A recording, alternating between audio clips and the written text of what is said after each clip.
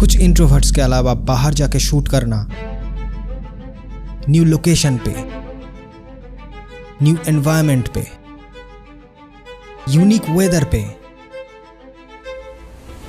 अच्छा लगता है। अगर लेजीनेस कुछ दिनों के लिए मायके गई है तो, जो बहुत जल्द वापस आ जाएगी अगर शॉट्स ही अच्छे नहीं आए तो। कैमरा सैलरी से लिया हुआ है या फिर EMI से, इससे भी ज़्यादा मैटर करता है कि लोकेशन को तुम किस तरीके से देख रहे हो, एक्चुअली किस तरीके से दिखा रहे हो हमें, ऑडियंस को। चाहे तुम व्लॉग्स बना रहे हो, रील्स बना रहे हो, शॉर्ट फिल्म या फीचर, इन लास्ट दोनों में ना एक चीज़ बहुत ही कमाल का होता है, विच इज़ एस्टैब्लिशिंग शॉट। पता ही होगा, बहुत ही बेसिक है क्योंकि बेस ही है ये आउटडोर शूट्स के, जो एमेचर्स ठीक तरीके से दिखाना ही भूल जाते हैं, जो बहुत इजीली दिखाया जा सकता है कुछ प्रोसेस से, स्टोरी स्टार्ट होने से पहले ही, जिसका पूरा उल्टा भी होता है, जो ना एक स्पेसिफिक इमोशंस को ट्रिगर करता है किसी और दिन। बट इस टाइप के शॉट के ना कोई रूल्स नहीं होता है, एटलीस्ट यूट्यूब पे। एक ही रूल है बस, जो है भूलना मत, जिसे याद रखने से तुम इजीली फोकस कर सकते हो टू फ्रेम द शॉट। चिंता मत करो, कोई रूल्स पे नहीं जाएंगे। किसी भी लोकेशंस पे जा रहे हो ना, अगर सिर्फ बी रोल्स ही नहीं लेना है, पूरा शॉट लेना है, कुछ लंबा शॉट लेना है, तो जिस चीज में फोकस सबसे ज्यादा करना है, सबसे पहले करना है, वो है फ्रेमिंग द शॉट।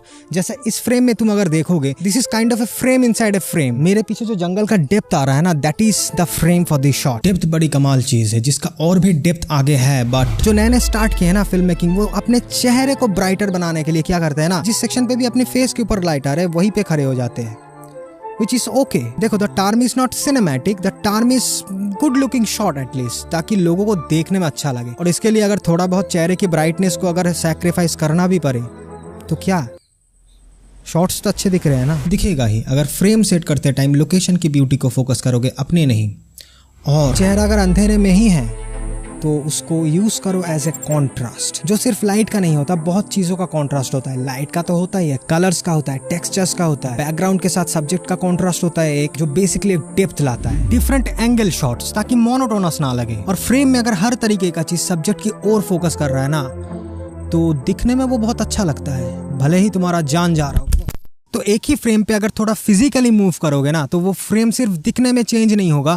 खासकर अगर तुम 50 मिलीमीटर या 75 मिलीमीटर थोड़ा लॉन्गर फोकल लेंथ यूज कर रहे हो ना, तो हर एक स्टेप से ना, हर एक स्टेप से नहीं, थोड़ा बहुत फिजिकल मूव करने से ही बहुत सारे बैकग्राउंड्स चेंज हो जाते हैं बिकॉज ऑफ द कंप्रेशन। तो तुम एक ही जगह पे बैठ के 2-3 कैमरा एंगल्स का भी कॉन्ट्रास्ट ले सकते हो, लाइक कलर का कॉन्ट्रास्ट। जैसे मेरा टी शर्ट का कलर रेड है और पीछे का कलर ग्रीन, और कलर पैलेट में ये आता है एग्जैक्ट कॉम्प्लीमेंट्री कलर सेक्शन पे। इसीलिए इसी को ध्यान में रख के मेरे टी शर्ट के कलर के हिसाब से आज नेचर का कलर ग्रीन है। बट बाहर हर टाइम कलर्स को कंट्रोल करना तो ऑलमोस्ट इम्पॉसिबल है, आसान नहीं है, पर ढूंढना आसान है। नेचर में ही कलर्स का वेरिएशन या फिर लाइट का पैचेस को ठीक तरीके से नोटिस करने से कुछ मोनोटोन कलर्स भी बहुत कमाल कर सकता है for your background and video environment. और खासकर अगर किसी एनवायरनमेंट में अपने आप को दिखने में अच्छा लग रहा है तो बी रोल्स ले लो वहीं पे, क्योंकि बी रोल्स बहुत इंपॉर्टेंट है बाबू। जो भी हम मेन चीजें करते हैं ना, कैमरा में हो, वीडियोज में हो, बॉडी में हो, मूवमेंट ही करते हैं। तो मूवमेंट को अगर लेंस के हिसाब से देखोगे ना, तो उसका एक अलग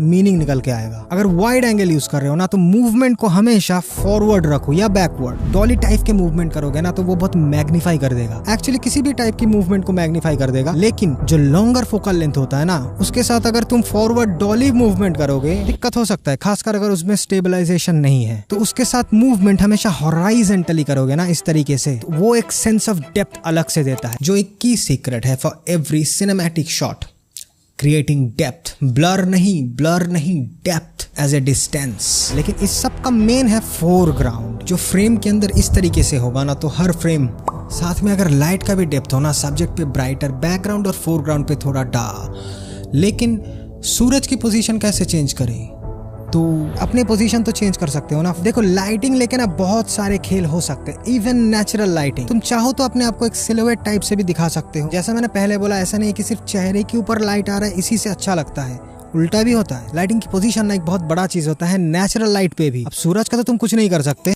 वेल एटलीस्ट किस टाइम पे सन किस जगह पे रहेगा वो जान सकते हो पोजीशन इस टाइप के ऐप से। सन पोजीशन बहुत ही बेसिक, जिससे तुम पोजीशन देख के डिसीजन ले सकते हो। जैसे इस टाइप का स्टूडियो में भी अपना लाइटिंग जब करोगे तो 45 डिग्री एंगल में ही करोगे। सूरज का भी सेम ही है। और सिर्फ वही नहीं, अगर ऐसा टॉकिंग हेड कर रहे हो तो अलग बात है, लेकिन अगर बी रोल्स ले रहे हो ना तो नेचुरल लाइट जिस साइड पे आ रहा है ना उसके ऑपोजिट साइड में कैमरा को रख के देखो, शैडो साइड, जिससे फेस की बदसूरत शेप आता है, एक स्ट्रक्चर, एक शेप आता है फेस पे। बट थोड़ा अगर एक्सट्रीम जाना है, like this is called back stage lighting, जो हॉलीवुड में बहुत यूज होता है। अब ये लाइटिंग बहुत ही सिनेमैटिक और बहुत ही एक्सट्रीम सिनेरियोज है, क्योंकि लाइट एकदम भी नहीं है। अब एक इंसान में कितना लाइट हो सकता है? खैर, लाइट पीछे है, जितना सॉफ्टर है उतना वो सब्जेक्ट की फेस और गर्दन पे ना वो रैप अराउंड कर देगा। Extreme cases but sexy cinematic cases, back stage lighting. Process और लक सही हुआ ना तो it will blow your mind. Something else that will blow your mind is ये जो बीच बीच पे तुमने जो शॉट्स देखे ना, I did not shoot those.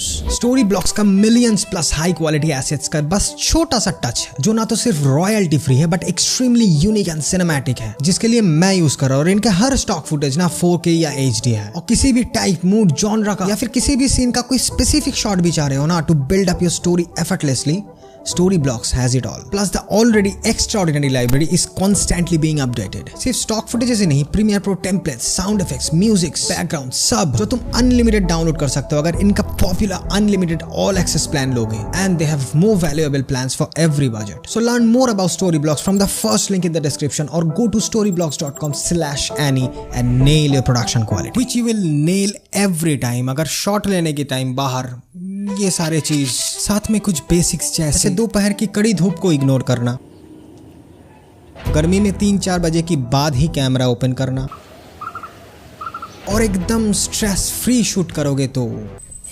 Last video में कुछ लोग मुझे मूवी का नाम पूछ रहे थे। It is Tirandaj Shabor, a Bengali cinema. नहीं, सच में अच्छा है, जैसे मैंने बोला, सिनेमाटोग्राफी लास्ट वीडियो नहीं देखा तुमने? आई थिंक तुम्हारा बेल आइकन प्रेस नहीं है, जो सब्सक्राइब करने के बाद आता है, जो एकदम लाइक और कमेंट के ना आसपास ही रहते हैं। But always remember, outdoor shoot पे अगर नेचर को इग्नोर करके सिर्फ कंटेंट पे ही फोकस कर रहे हो ना, तो नेचर कभी कभी उस फोकस को अपनी तरफ शिफ्ट करके ले आ सकता है। फ्रेम सिर्फ नया नहीं लेगा, खासकर अगर तुम 50 मिलीमीटर या उससे भी